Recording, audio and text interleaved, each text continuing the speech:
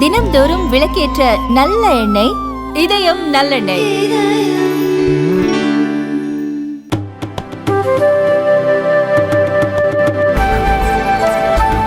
முன்னாள் பிரதமர் ராஜீவ்காந்தி கொலை வழக்கிலிருந்து விடுதலையான சாந்தன் தாயகம் திரும்புவதற்கான தற்காலிக பயண ஆவணத்தை இலங்கை துணை தூதரகம் அனுப்பியுள்ளதாக சென்னை உயர் நீதிமன்றத்தில் தமிழக அரசு தெரிவித்துள்ளது. முன்னாள் பிரதமர் ராஜீவ்காந்தி கொலை வழக்கில் இருந்து தண்டனை காலம் முடிந்ததாக கருதி விடுதலை செய்யப்பட்ட சாந்தன் உள்ளிட்டோர் திருச்சி சிறப்பு முகாமில் தங்கியுள்ளனர்.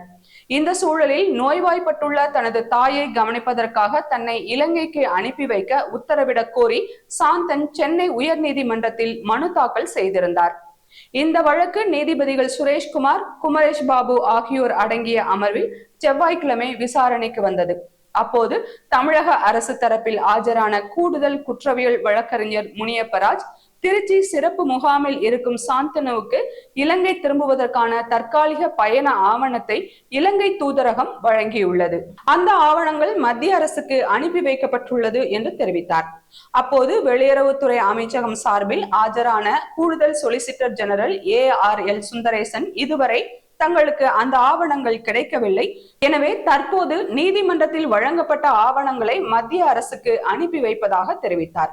அதன் அடிப்படையில் சாந்தனை இலங்கைக்கு அனுப்புவதற்கான உத்தரவு ஒரு வாரத்தில் பிறப்பிக்கப்படும் என்று தெரிவித்தார்.